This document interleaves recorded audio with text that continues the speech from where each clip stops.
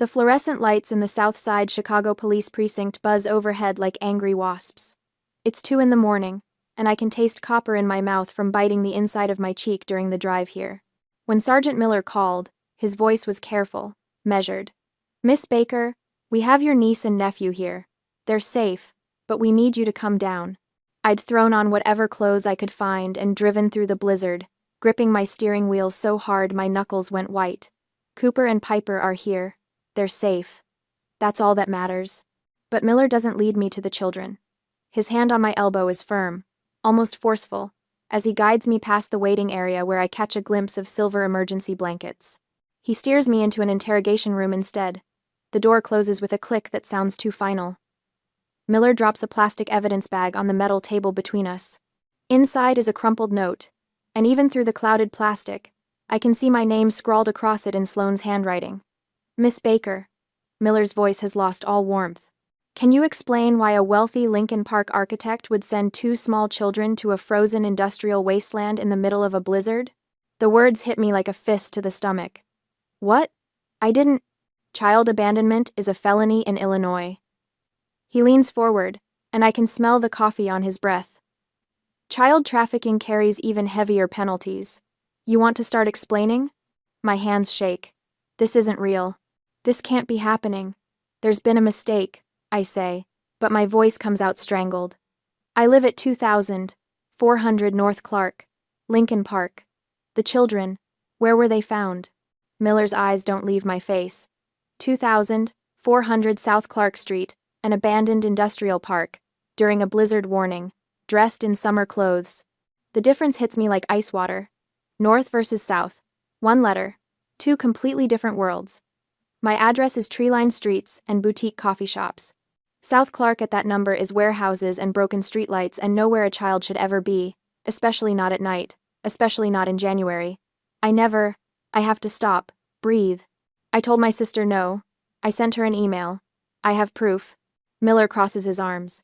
"People send emails to cover their tracks all the time, Miss Baker. You'd be surprised how often we see that.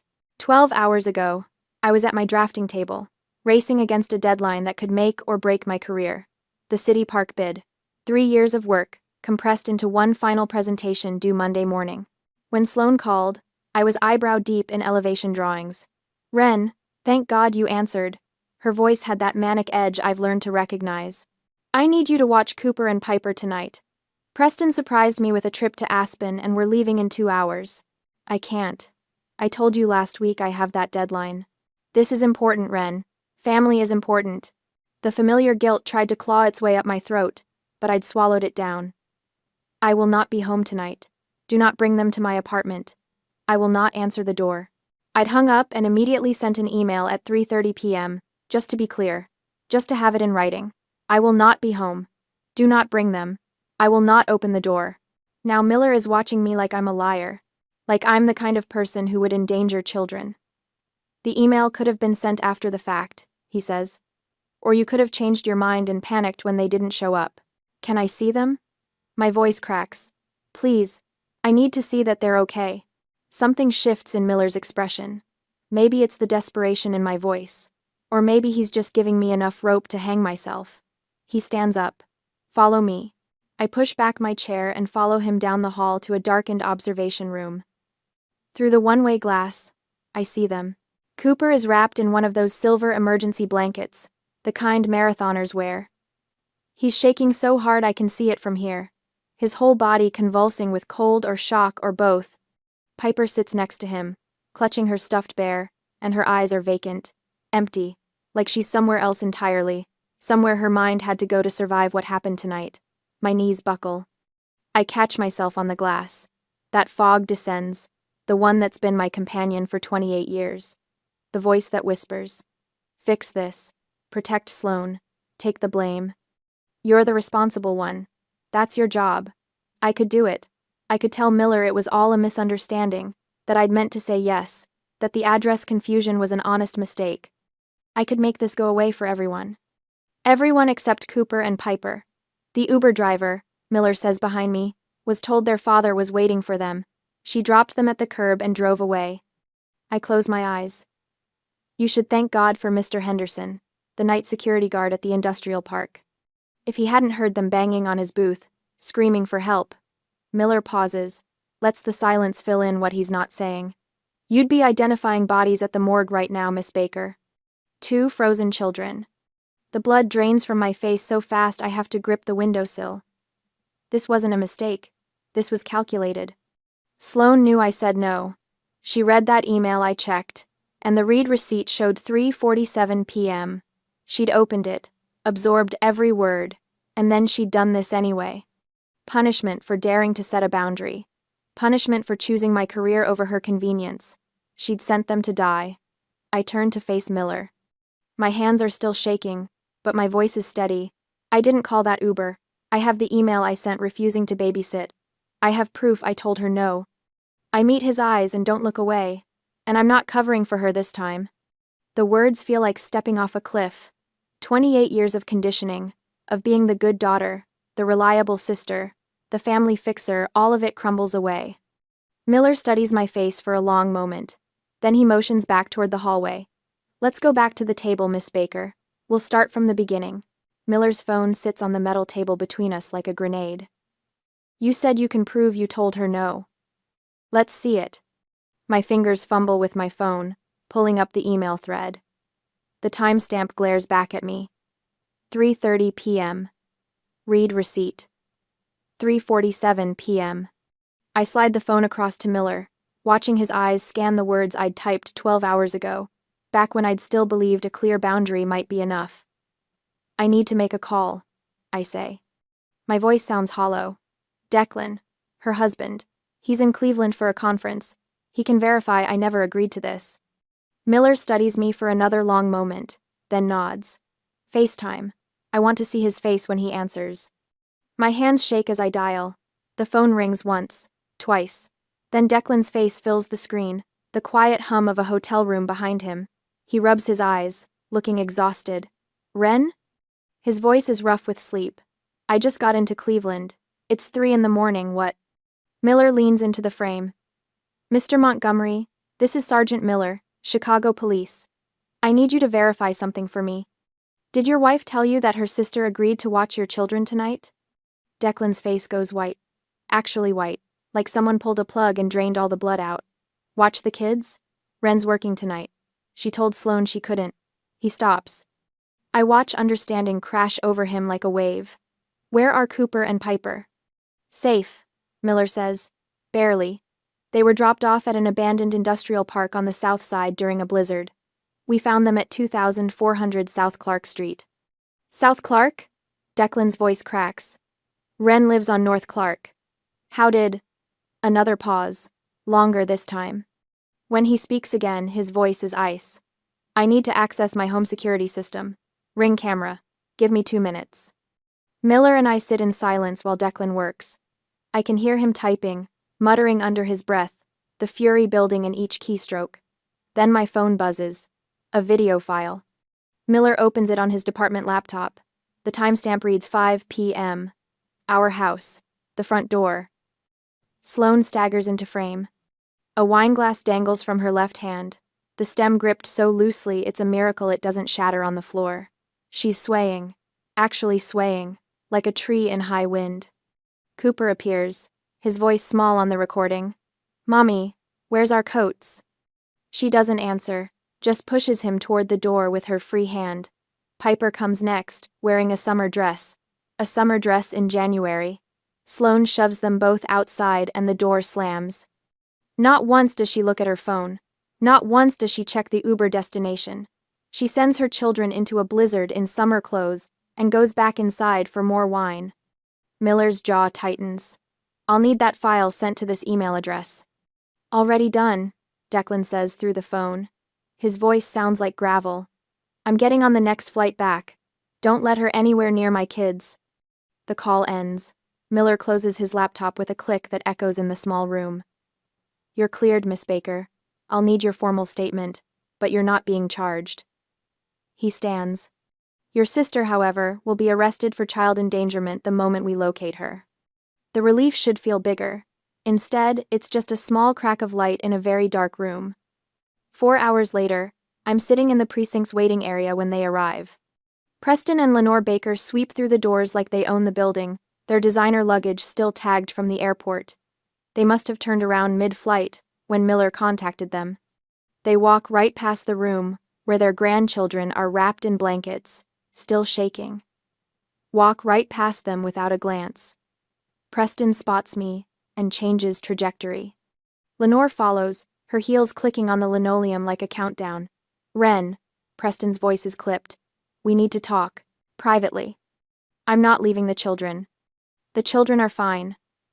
Lenore's hand lands on my arm, perfectly manicured nails digging in just enough to hurt. "What we need to discuss is damage control. Do you have any idea what this will do to Preston's company stock if it hits the police blotter?" I stare at her. "Your grandchildren almost froze to death." "Don't be dramatic." Preston pulls out his checkbook. Right there in the police station, he pulls out his checkbook like we're at a country club settling a golf bet. He writes with smooth, practiced strokes, then slides the check across the table. $50,000. Made out to me, the memo line is blank. Consider it a gift. Preston says, tapping the paper. An early birthday present, but gifts are for family members who support each other, Ren, not for those who cause scandals. He lowers his voice. Tell the police it was a family miscommunication. You gave Sloan the wrong address by accident. Do that, and the check is yours. No harm done, he adds. No harm? My voice comes out strangled. Cooper was hypothermic. Piper won't speak. Ace? Lenore leans in close. The smell of her perfume makes my stomach turn. This is what family does, Ren. We protect each other. You tell them it was a mistake, and this all goes away. Think of Sloan. Think of her reputation. Something inside me breaks. Not shatters, just quietly disconnects, like a rope that's been fraying for years, finally giving way. I pull out my phone and open the voice recording app. Then I slide it back into my pocket, still recording. So, you want me to lie to the police? I say clearly. Tell them I gave Sloan the wrong address, in exchange for $50,000. Preston's face flushes. Don't make this sound sordid. We're offering to forgive your student loans. A gift in exchange for perjury. Think about the family, Lenore hisses. Think about everything we've done for you. I pick up the check. For a moment, I just look at it. A $50,000. My student debt, gone. The pressure, gone. All I have to do is lie. All I have to do is let them win one more time. I tear it in half. The sound is surprisingly loud in the quiet waiting area. Preston's face goes from red to purple. I'm not covering for her anymore, I say. Not for you. Not for anyone. You'll regret this. Preston's voice drops low. Dangerous. You have no idea what you've just done. I know exactly what I've done. The precinct doors open again. Declan walks in, ignoring Preston and Lenore completely. He looks ragged, like he ran all the way from O'Hare, but he goes straight to the room where the children are, drops to his knees, and pulls them both into his arms. The first parent to prioritize them all night. Behind him, a woman in a charcoal suitcase enters. Elena Russo. The family law attorney I called 2 hours ago while sitting in this waiting area, watching my parents' true natures reveal themselves. Elena's eyes meet mine. She nods once. The war has started. But this time, I'm not fighting alone. In the morning, I'm staring at my phone when the first notification pops up. A Facebook tag, then another, then 5 more in rapid succession. My stomach drops before I even open them. Sloane's face fills my screen, makeup streaked artfully down her cheeks. The photo is professionally lit, like she waited for the golden hour to post her misery. The caption makes my hands shake.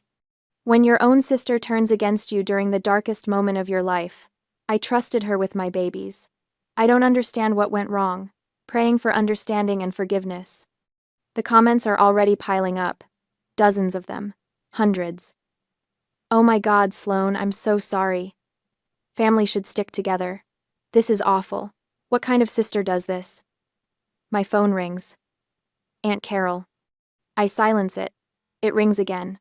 Uncle Jim, then Cousin Beth, then numbers I don't even recognize. I'm sitting on my apartment floor in yesterday's clothes, watching my entire extended family turn against me in real time, when my work phone buzzes. Marcus wants to see me. Now. The elevator ride to the senior partner's office feels like riding to my execution. I've worked at this firm for 6 years, clawed my way up from intern to associate. The city park bid was supposed to be my breakthrough, proof I could handle major projects. Now I'm about to lose everything because my sister is a monster, and my parents have money. Marcus's assistant won't meet my eyes as she waves me in. He's standing at his window overlooking the Chicago River, hands clasped behind his back. On his desk, I can see the glow of his laptop screen. Sit down, Ren. I sit. My throat is so tight I can barely swallow. Marcus turns around, and I brace for the words. We have to let you go. The firm's reputation. I'm sure you understand. Instead, he rotates his laptop to face me. The email is from Preston Baker.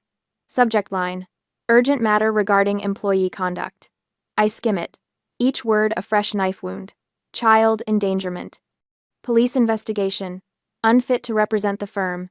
The contract he's referencing, $2.3 million for a mixed-use development in Evanston, sits there like a threat. Keep Ren Baker employed, lose the contract.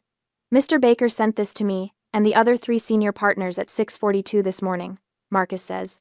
I can't breathe. This is it. 6 years, gone. I don't like bullies, Ren.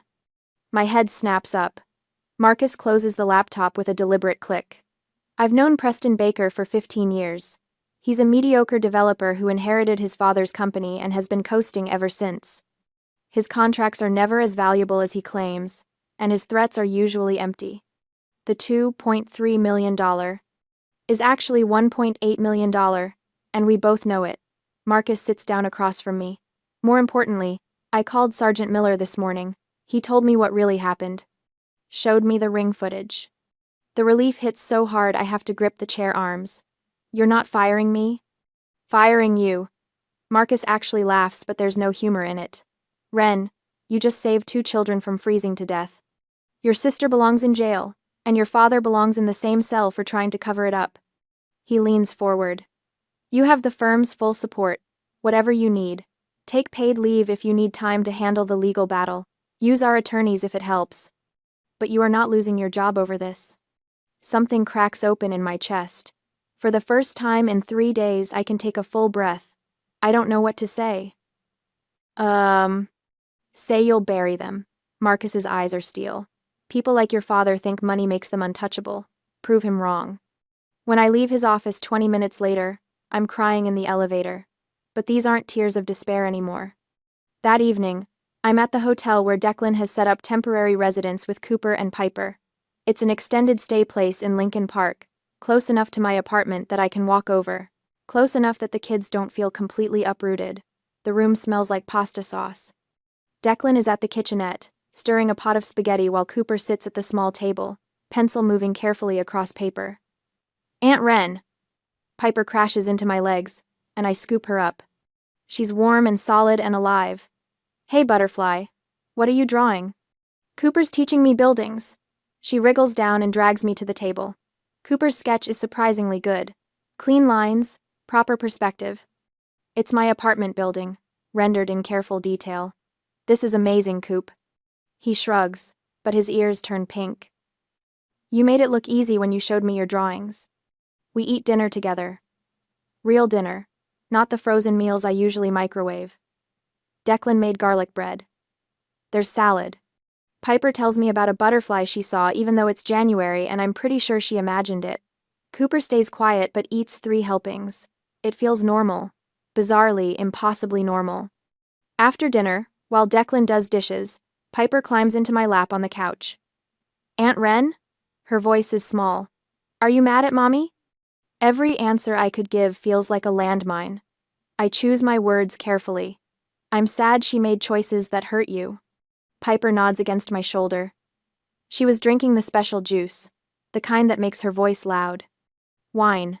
She means wine. I close my eyes and hold her tighter. Cooper appears in the doorway, his sketchpad clutched to his chest. He's been so quiet since the police station, barely speaking above a whisper. I thought we were going to die in the snow. The words are flat, factual, worse than crying would be. Declan freezes at the sink, his back rigid. I kept telling Piper we'd be okay, but I didn't believe it. It was so cold. And there was nobody there, just empty buildings and snow. Cooper's knuckles are white around his sketch pad. I couldn't feel my fingers. Piper stopped crying, and I thought, I cross the room and pull him into my arms. He's 9 years old, and he shouldn't know what it feels like to think he's dying. You were so brave.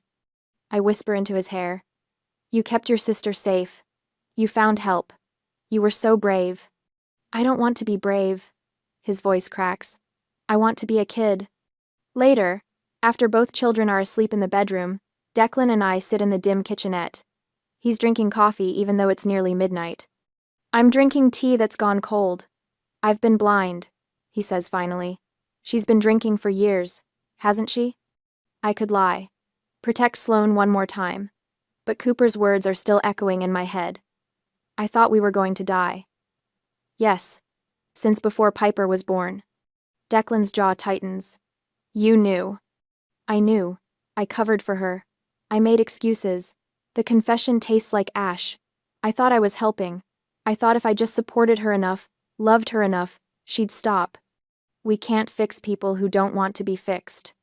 The silence stretches between us, but it's not uncomfortable. We're both mourning the same thing, the family we thought we had. I'm filing for sole custody tomorrow, Declan says. My phone buzzes before I can respond. Elena Russo, texting at midnight. Sloane filed an emergency motion for immediate return of the children, hearing in 10 days. She's claiming you gave the driver the wrong address out of jealousy, and that Declan is guilty of parental kidnapping. I show Declan the message. His face goes carefully blank, the way it does when he's furious. Let her try, he says quietly. My phone buzzes again. This time it's a text from an unknown number, but I know who it is before I even read it. You started this war. We'll finish it. Preston. I look at Declan. He's staring at the bedroom door, where his children are finally sleeping peacefully for the first time in days. Are we ready for this? I ask. We're protecting the children. His voice is steady. Final. Whatever it takes. The next morning, Elena's office smells like old books and strong coffee.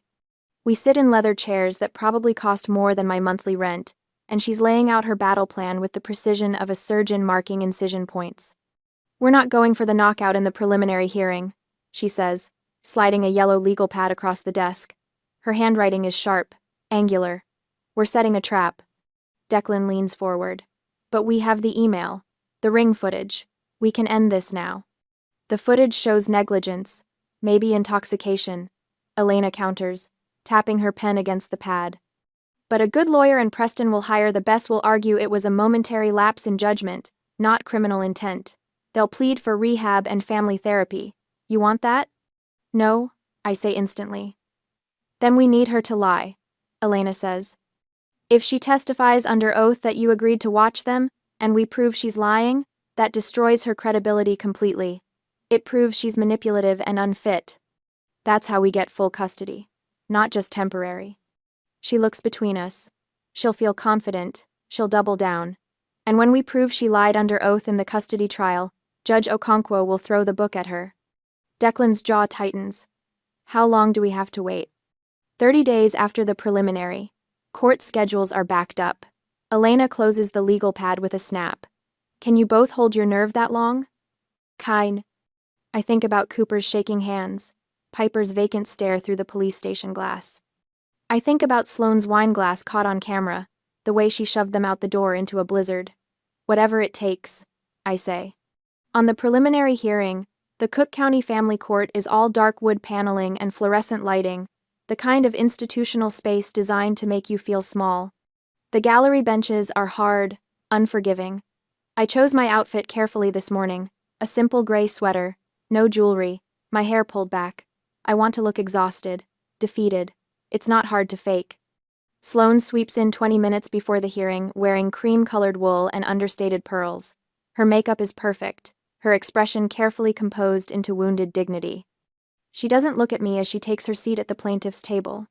Preston and Lenore claim the front row of the gallery like it's a box seat at the opera. Preston's suit probably costs more than my car payment.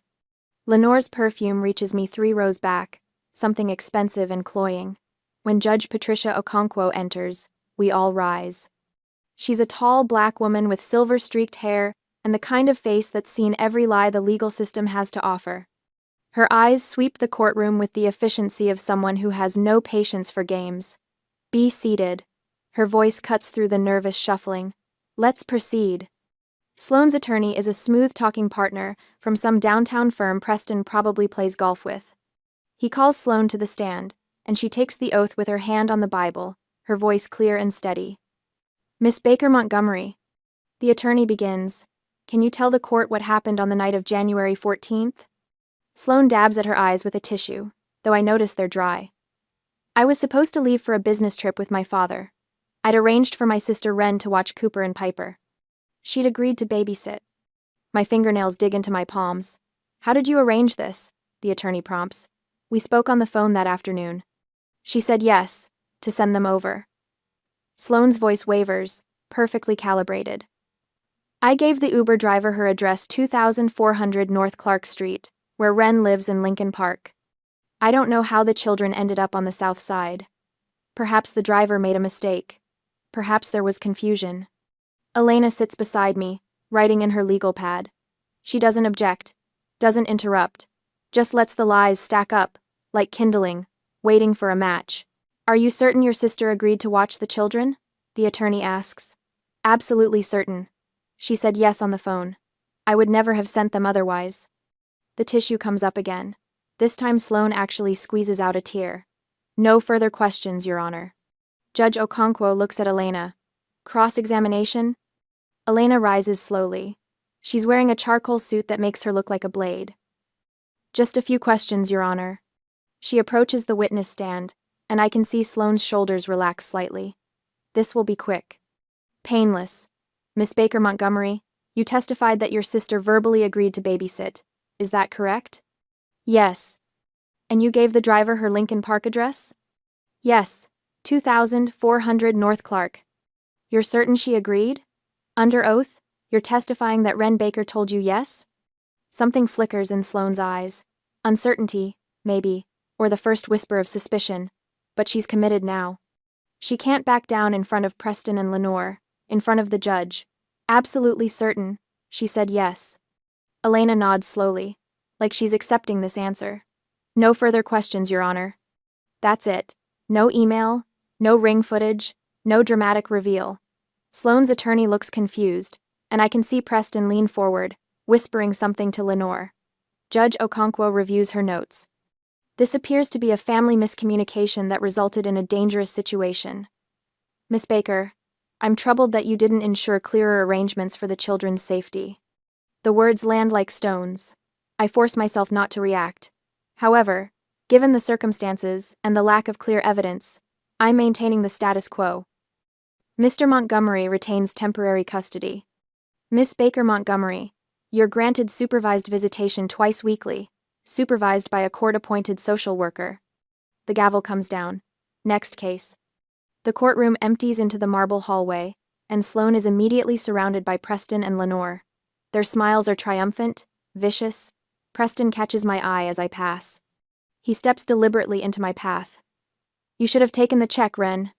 His voice is low, meant only for me. Family always wins. Lenore's hand touches my arm, her grip tight enough to bruise. "This isn't over, dear, but you've already lost." Sloane is performing for a small cluster of reporters who somehow got wind of the hearing. "I just want my babies back," she says, voice breaking. A mother's love never gives up. The cameras eat it up. I keep walking toward the parking garage, my footsteps echoing in the stairwell. Declan and Elena follow silently. We don't speak until we're inside Elena's car. Doors closed, engine running. Elena closes her leather notebook with a sharp snap. "She's on the record now," she says. "Every lie is documented, time-stamped, under oath." I stare at the concrete pillar in front of us. But we lost today. We let her think she won. Elena's smile is cold, predatory. Now we own her. Declan's hands grip the steering wheel. Understanding dawns across his face. She just committed perjury. "And in 30 days, Elena says, we prove it." The concrete pillar blurs as my eyes fill. Not with defeat, with something sharper, cleaner, hope. On the second confrontation, The courtroom feels smaller this time, more suffocating. Maybe it's the press packed into the gallery, their cameras clicking like hungry insects. Maybe it's the way Preston sits front and center, his charcoal suit pressed sharp enough to draw blood, that same smug smile playing at his lips. Sloane sweeps in wearing ivory, of course, ivory, the color of innocence, her hair styled in soft waves that frame her face. She clutches tissues in one hand like props in a play she's rehearsed too many times. The society page photographers eat it up. I can already see the headline, "Mother Fights for Her Children." I smooth my plain gray sweater and try not to feel small. Declan's hand finds mine under the table, just for a second. His palm is steady, warm. Elena sits beside us, her slim folder closed on the table in front of her. She looks almost bored, flipping through her phone while we wait for Judge Okonkwo to enter. All rise. The courtroom rustles to its feet. Judge Okonkwo's face is carved stone as she takes her seat, and I remember the way she'd looked at me during the preliminary hearing, like I was careless, irresponsible. A woman who couldn't even communicate properly with her own sister. Today, that's going to change. "Miss Russo," the judge says, "you may call your first witness." Elena stands, and there's something predatory in the way she moves. "Your Honor, I'd like to recall Sloane Baker Montgomery to the stand." Sloane's attorney objects, of course, but the judge waves him off. Sloane walks to the witness stand with her chin high, confident. She thinks this is just cleanup, a formality before her inevitable victory. The bailiff reminds her she's still under oath from her earlier testimony. "Mrs. Montgomery." Elena begins, her voice deceptively gentle. "During the preliminary hearing last month, you testified under oath about the events of January 14th. Is that correct?" "Yes." Sloane's voice is steady. "And you stated that your sister, Wren Baker, verbally agreed to babysit your children that evening, correct?" "That's right." Sloane glances at the jury, playing wounded. She said yes, and then she just wasn't there. "And you gave the Uber driver her address? 2400 North Clark Street?" "Of course I did." Sloane's confidence grows. "I would never send my children to the wrong place. I'm their mother." The courtroom murmurs its approval. Preston nods, satisfied. Elena turns to the screen, mounted beside the judge's bench. "Your Honor, I'd like to enter Exhibit A into evidence." The projector hums to life. An email fills the screen, and I watch Sloane's face drain of color as she reads her own name in the recipient line. From Wren Baker to Sloane Montgomery sent, January 14, 3:30 p.m. Subject, tonight. I will not be home. Do not bring them. I will not open the door. Read receipt. Open January 14, 3:47 p.m. The timestamp glows like an accusation. 6 hours before she sent those children into the blizzard, the courtroom erupts in whispers. Someone in the press section gasps audibly, "Mrs. Montgomery." Elena's voice cuts through the noise. "You opened this email at 3:47 p.m. You read it, and yet you testified under oath that your sister agreed to babysit. Which statement is true?" Sloane's mouth opens, closes.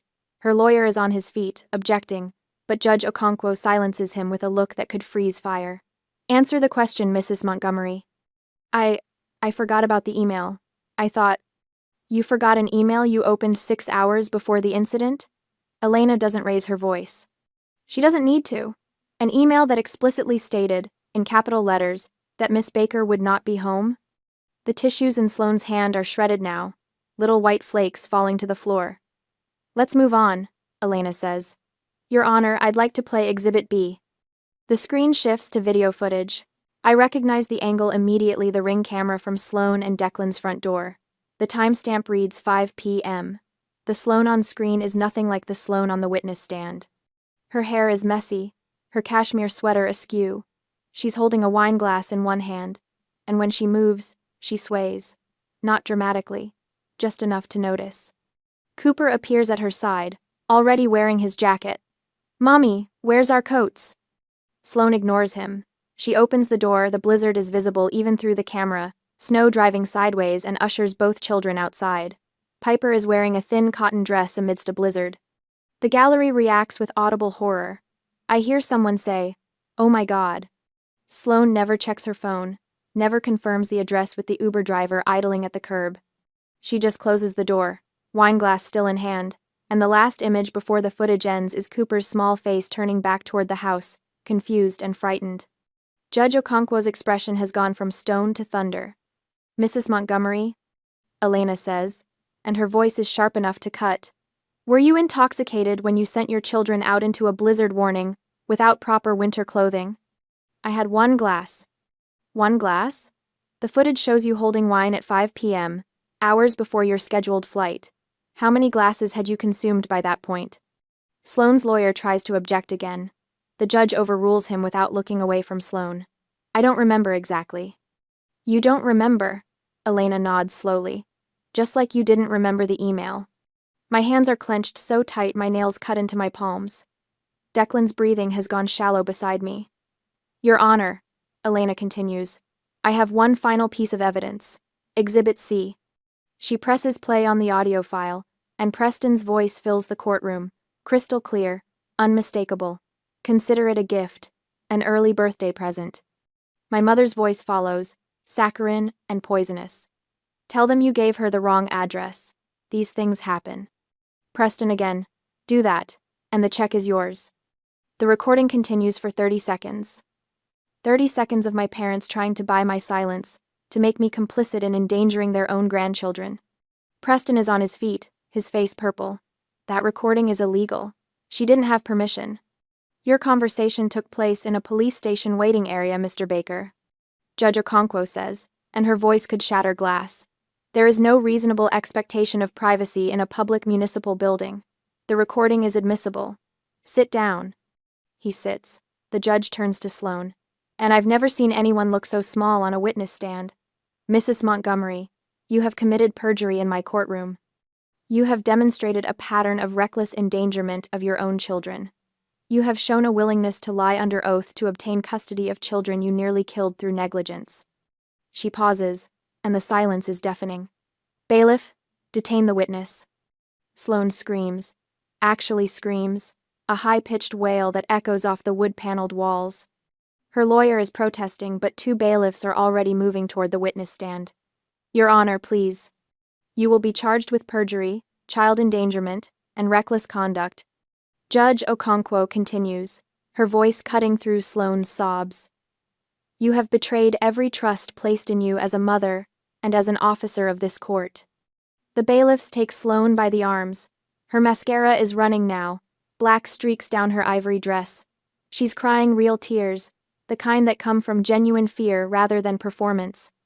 The press is going wild, cameras flashing, voices shouting questions.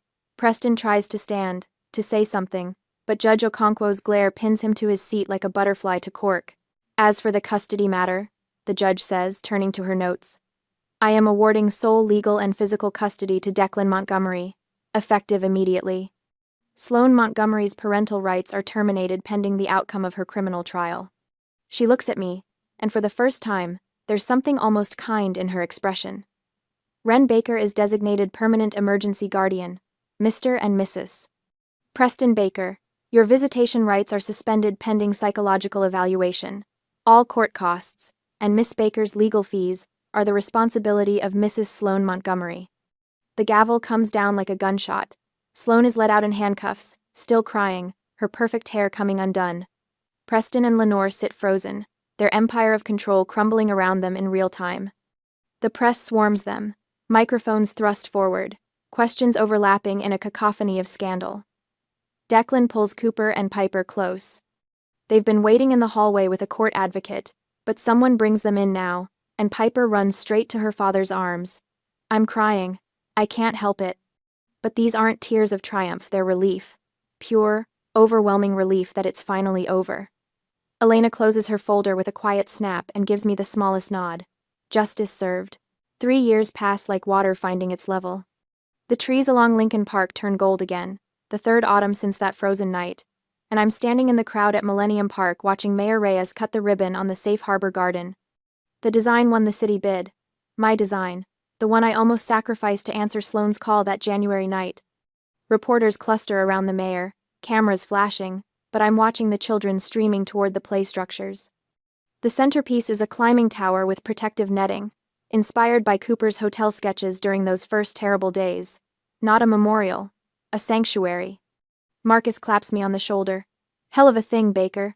Your name's going on a plaque. I shake my head, throat tight. The work speaks for itself. That evening, I stand in my kitchen chopping vegetables for Sunday dinner, while Cooper sketches elevation drawings at my table. He's 12 now, all gangly limbs and serious concentration. His pencil moves with the same precision I use on blueprints. Aunt Wren, how do you make the perspective lines converge without them looking wobbly? I lean over his shoulder, guiding his ruler placement. Anchor your vanishing point first. Everything else follows. The downstairs door opens and Piper barrels in, paint splattered across her art class smock. She's 9, no longer the hollow-eyed child from the police station. Her laughter fills the kitchen as she shows me her watercolor of the Chicago skyline. It's for your office, she announces. So you remember us when you're being important. Declan follows, carrying groceries for dinner. We live in a 2-flat now, separate apartments but shared meals, shared lives, not romance, something better. Family built on choice rather than blood. Later, Cooper's middle school graduation ceremony fills the auditorium with proud parents and restless siblings. I sit between Declan and Marcus, watching Cooper take the stage as valedictorian. His suit is slightly too big, bought with room to grow, and his hands shake holding his speech. Real family, he says, voice cracking then steadying, are the people who show up when you're scared. His eyes find mine in the crowd. I'm crying before I can stop myself, and Declan squeezes my hand. The standing ovation thunders through the auditorium. Cooper grins, embarrassed and proud, and I think about the shivering boy in the silver blanket, how far we've traveled from that frozen night. My journal entry that night is short. I used to think love meant accepting everything. Now I know love requires boundaries. The next afternoon, Cooper sprawls on my couch, troubled. My friend Jake, his mom keeps borrowing money from him, like his birthday money, his summer job savings. Is that normal? I set down my coffee carefully. What does Jake say about it? He feels guilty saying no. She's his mom. The familiar trap. I recognize it like my own reflection. You can love someone and still protect yourself, Cooper. Those two things aren't opposites. He considers this, then nods slowly. The lesson landing. The cycle breaking. I never responded to Preston and Lenore's letters. They arrived monthly at first, then quarterly, then stopped. Peace found me in distance, not reconciliation. Some relationships don't heal, they just end. The news about Sloan reaches me through Elena's network, remarried to Dr. Brandon Wells, a Connecticut surgeon, a new baby Emma, a fresh start built on hidden truths. Until the baby fell from a changing table. A minor bump, a precautionary hospital visit, a routine background check. The CPS flag appeared like a ghost. Termination of parental rights, severe neglect, Illinois 2022. Elena called to tell me, Wells' parents have emergency custody, he's filing for divorce, the past doesn't stay buried, Wren. I feel nothing, not satisfaction, not pity, just the clean emptiness of a closed chapter. The evening of Cooper's graduation, the three of us stand on my balcony watching the sun set over Chicago. The skyline glows copper and gold, the same colors as the autumn leaves in the park we built together. Cooper suddenly wraps his arms around me, tall enough now that his chin reaches my shoulder. Thanks for not taking the money, he whispers. My chest tightens. Thanks for being brave enough to tell the truth. Declan